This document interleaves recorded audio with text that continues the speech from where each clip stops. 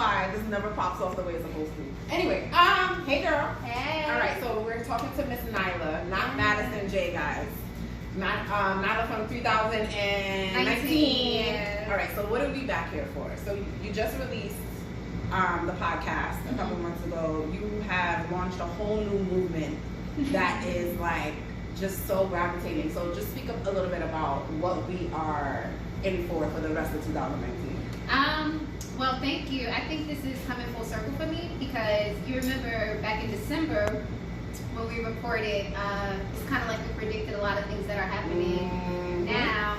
And Nyla, you know, you introduced the world to my first personality with Spotify, and now we just don't be alarmed. Yes. So it's on iHeart and Pandora, which was unexpected. That one was unexpected. So we're in partnership with Pandora now, and Nyla decided after she released the first 3 episodes, she went back to 2019, and now she's back. So her hair grew. Right. Yes, my hair grew. You gotta speak in third person. But basically, this is about the future of technology, spirituality, and fashion. So when we think of the future, we have to think of the Trinity, the 3 that connect everything, and those are the 3 pioneers of what's to come. So you just have to be conscious of everything as far as what you're wearing, what you're doing, what you're saying, and we just want to bring it home with spirituality for the rest of the season. So what has been thus far, I guess, the most, the episode that got the most attention, or what do you feel, what thesis You got tell the best me. attention? You tell me. You know I'm going to say Twin Flames.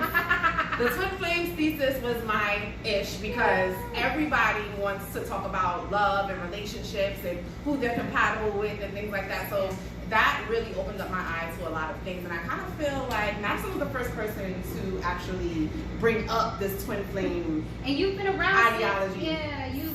So I'm just curious to know, I know that's mine, but what has been like for you? What is...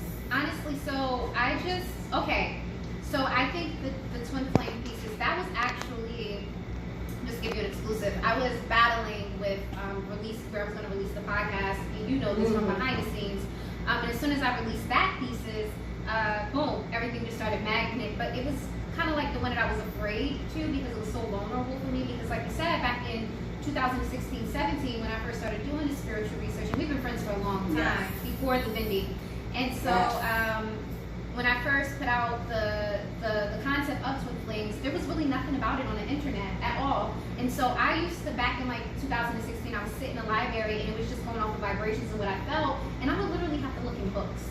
Like I would go into the science fiction portions because there was nothing on the internet.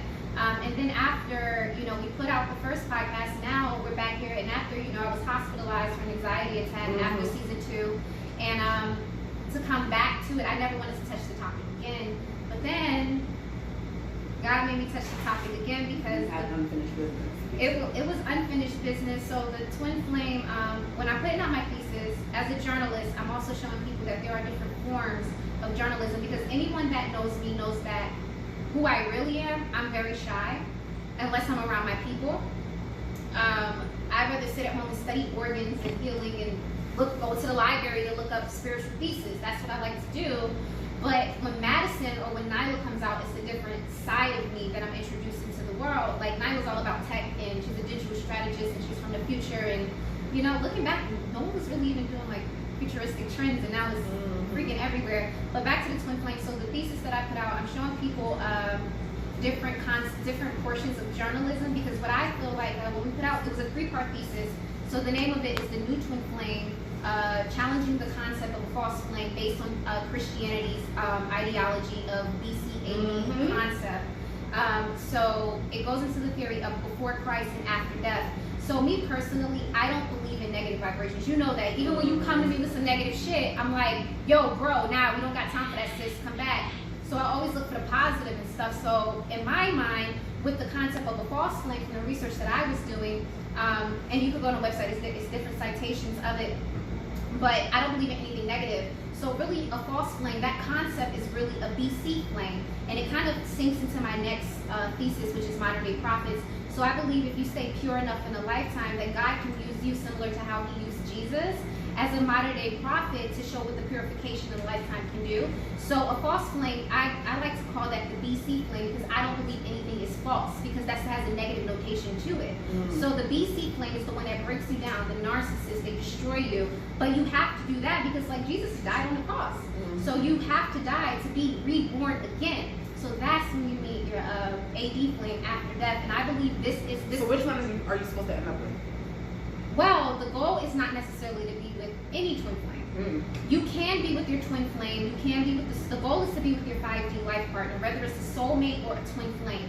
That's the goal. It's really about the agreement that you had before you came into a lifetime. And we all have an agreement with our soul tribe as well. So like us, we agreed to how we were going to meet, when we were going to meet, when it would be most valuable to us in this lifetime to connect for the higher, to raise the higher vibrations of humanity and to all live out our natural purpose. So the goal is to be with your 5D life partner. Like, and with the AD flame, that's the one you meet after you've been destroyed. Kind of like the concept of BC, AD, Old Testament, New Testament in the Bible. And so, just going a little bit more into that theory, I believe people are asking me, well, why is this happening? Why is your soul being split into two portions in this lifetime?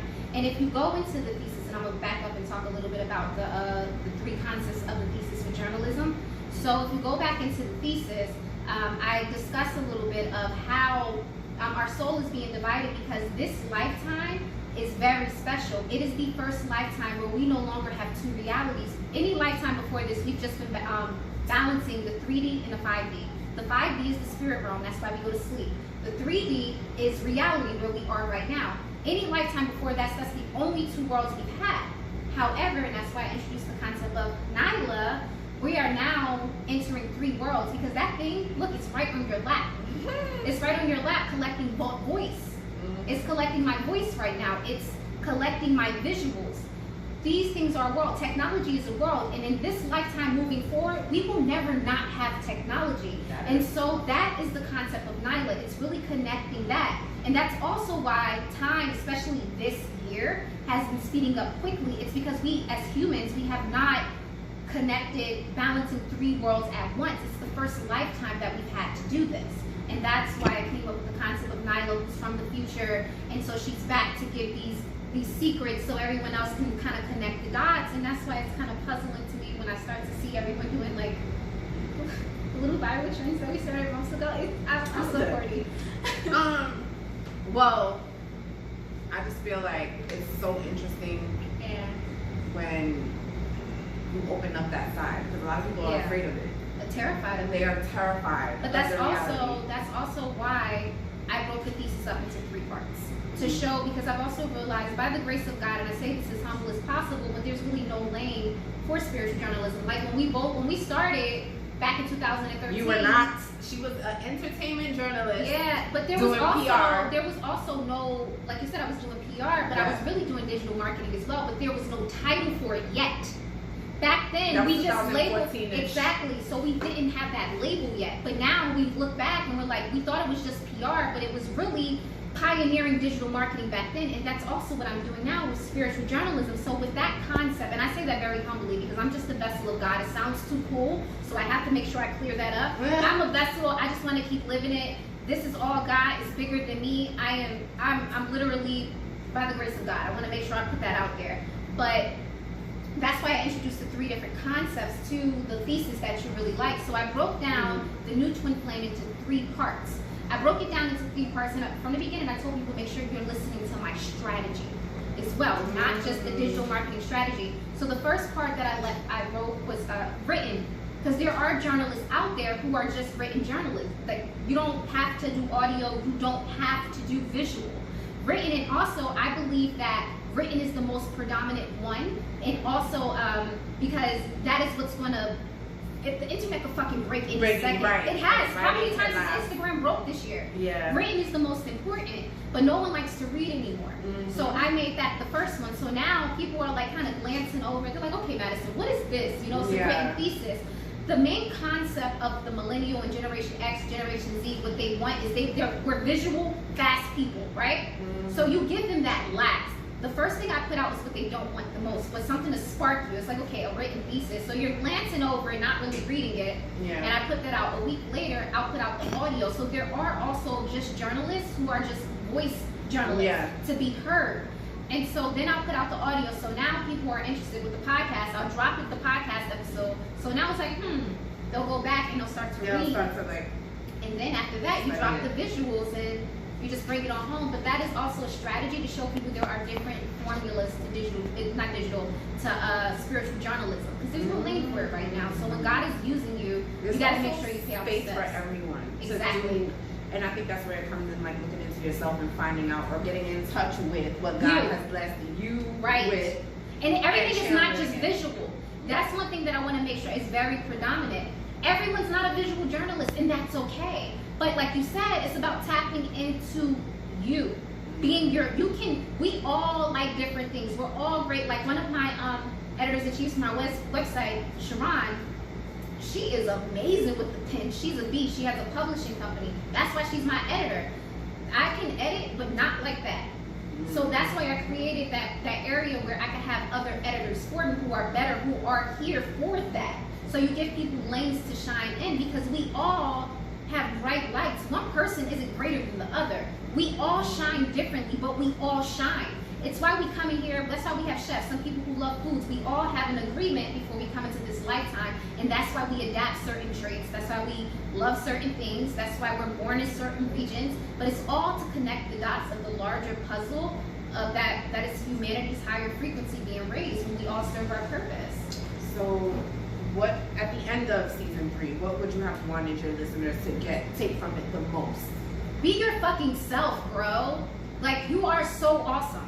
You are so unique. And I don't mean that in a cheesy way. I mean that in, we are like snowflakes. There are not two snowflakes that's the same. If you are trying to be someone else, you can't love who you are, who God made you to be. You can't. And we all have we have all decided to come into this lifetime to do something so fucking amazing, regardless to what it is. Like, and no matter what walk of life you come from, you're worthy. Like, I've come from nothing. When I say nothing, I ate at soup kitchens. I've slept in cars with my mom as a kid. I used to walk miles to school. I know what it's like to go to bed hungry. I know all of that. And God has blessed me, because it's a blessing. And that's how you know it's something higher than just me. Because where I'm from, what I've done, and traveling the world and being featured, people think it's impossible. Like, bro, your mind is so powerful. And I know we all have a purpose, where we're all supposed to help other people understand. But a part of my purpose is to connect those little kids in the hood that's going to soup kitchens, going to pantries, that's wearing dirty clothes to school. Those kids, like, I'm here to tell you that, yo, you can do it too. I don't care if you're in foster care. I don't care if you don't have any parents. I don't care what you're going through. Like, God has something so amazing for you. And all you have to do is tap in. Like, spirituality saved my life. Everybody has a divine purpose. Heal yourself. Like, food is so powerful. What you're eating, what you're consuming. We are here for something greater than us. Like, that stuff is real. It's real. Your mind is real. Don't think negative. You deserve all of the blessings in the world, in the universe. That's what I want them to take. When I leave this planet, because we all will leave one day, I want to be known for leaving a legacy of love. That so many people were influenced and knew that, yo, I can do it too, because Madison did it. I've gone, the first time I went overseas to speak at London University, right? Now there's a difference. I know there's entrepreneurs out there who talk about, oh, I was traveling and I didn't have money, but they got their mom and their dad to fall back on. And you know what, that's cool. Like, whatever God bless you with, use those tools. But I'm talking to the people who don't even have that. I went overseas to speak at London University with $180 in my pocket. I don't have parents to fall back on. I have no one but me. If I don't make money, I do not eat. Period. It's just me. And I've done it with integrity, and I've been punched in the face by this industry. I've been knocked down, but I got the fuck back up, and I fight. Because I know I am worthy, and if I am worthy, so are you. That's what I want to leave them with. Amen. I just got real Nalia. Okay, so now that we have that part, we have to get into the business aspect of it behind. Yeah. So what are you, tell them what you're doing with the tour. Okay. Because I know that changed recently. That did. The talk tour, we're gonna complete the tour by summer 2020. I'm taking my time with it. We've touched down New Paul. I taught social media in New Paul. That was remarkable. We did several stops. We did London. We did a digital. We did that one digital, but I'm still going. Europe is gonna happen soon. Africa is happening soon, but I'm letting God lead this one out. You have writers in Africa for Africa. I have my one of Africa. South Africa is actually my largest base. America, and that's one thing. Like when New York was rejecting me so much, I realized that, and that's why. And you know, I've worked with a lot of corporations in New York, but I never really talked about it, and it's because it was so painful for me. But I realized subconsciously what I did was I said, okay, if New York is going to reject me, I'm going to make the rest of the world love me. And so my biggest audience is actually South Africa. So I have 15 writers in South Africa, and Miss Lee, my best friend who lives there, she runs the division. She's my senior editor. And then I have Vanessa, Becklin, so many people, Alexis, that they run in West Africa. And so Vanessa and I, like all of my bloggers, we're sisters. We have like a community on WhatsApp, like use this technology to like change the world. And so we help each other like every year. Vanessa's actually one of my business partners too, where she has her own column on the website, but she also has a nonprofit organization in West Africa where she was an orphan. So every year we come together globally and we raise money for different orphanages in West Africa, Benin, West Africa, we raise money for those orphanages to have Christmas toys. So that's one of the charity organizations that I work with. But like I said, we all connect the dots. Like your struggle, what you go through, like bro, that is like, as an alchemist, you don't take a loss. You just look for the lesson in it and you flip it. That's really what it's about. Flipping it, turn your pain into gain. That sounds cheesy, but that is so real. Instead of saying, oh my goodness, look at what I've lost, it's like, oh my goodness, look at what I've gained. And once you take control, and again, it's not about not having negative thoughts, because we're in the flesh. We're gonna think negative. You know this, I know this. But it's about catching that, training your mind enough to catch that negative thought. And when you catch that negative thought, replacing it with 10 positive ones. Like, okay, let's say, all right, give me a situation, a negative one that you can think of. I have a big presentation today. A big presentation today, okay.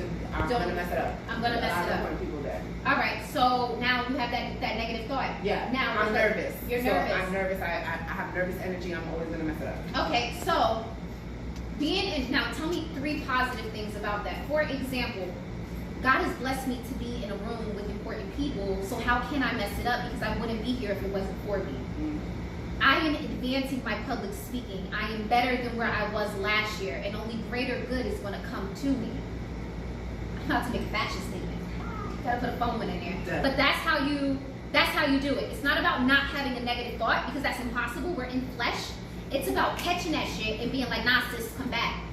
Come back, like, I am worthy. I am are the most powerful words in the universe. Anything you say after that follows. I am worthy. And when I'm talking to my spiritual clients, that's one thing that I teach them all the time, is the power of I am. And it's not necessarily just about saying I am, because there's no good, there's no bad. It's just where you put your passion. Where you put your passion is where energy will flow. So you have to put your passion in what you do want. What a lot of people tend to do is they put their passion and subconsciously into what they don't want. So it manifests at a rapid speed because they don't feel worthy.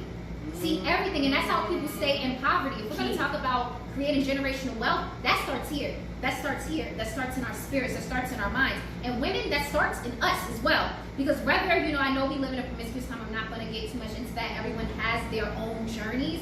However, we are divine portals. We bring souls into this world. We want to talk about generational wealth, and everybody always think about money. No, generational wealth starts with spirit. It starts with our womb. You cannot have generational wealth if you do not have a healthy womb. We bring souls from out there, here. The first home of your generation's wealth is your womb. Let that sink in. This is a temple of our spirit. And again, everyone has their own story, their journeys of self-discovery and where they get to where they have to go. However, always value this. like if people say, oh, I don't want to have negative people around me, you should feel like that in all aspects, because you are a sacred vessel of love and divine purpose. Period. I just said a lot. You are just a walking prophet, aren't you? No.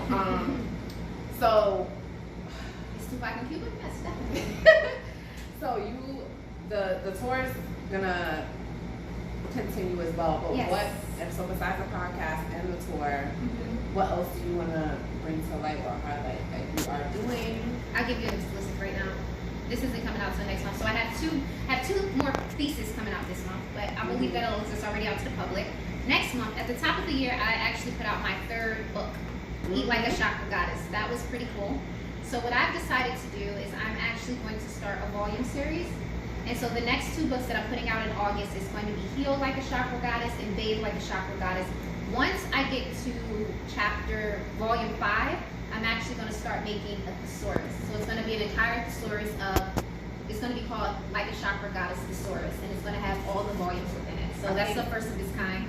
And just so you guys know, for proof, I was going through a real hard time in my life, and Madison gave me this app. I'm like, what the hell? If you know my relationship with her, I'm always looking at her like, what the hell are you telling me now? So she gives me this app, and it's like, what was it? Chakra meditation. And when I tell you, it literally changed my energy. Yeah. Just going through my days. Like it's not just talk. So it really, I think this is something really important. It's the alignment. It's the alignment of the mind, body, spirit, the Holy Trinity, God, the Father, the Holy Spirit. I'm Christian, so I resonate with Christianity, but I'm talking about whoever you resonate to as the higher source. So if you say the universe, Allah, whoever it is, that's what I'm talking about. But my verbiage, my language is Christianity. So when God, the Father, the Holy Spirit, also mind, body, spirit, to connect those 3 is how you get your Holy Trinity. So in order to connect your Holy Trinity within, you have to align your chakras, and there's 7 main chakras. There's the crown chakra, the 3rd eye, the throat chakra, the heart chakra, the solar plex chakra, the sacral chakra, and then the root chakra. And you can go on MadisonJ.com to get that information. Plug. Make sure you stay tuned for everything she has coming up. It's going to be a big year. 2020 is going to be an even bigger year, speaking it into existence. And yeah, Madison J. And Nyla. Hey, Nyla 3019. Fashion God. Keep that. Magazine. Hey.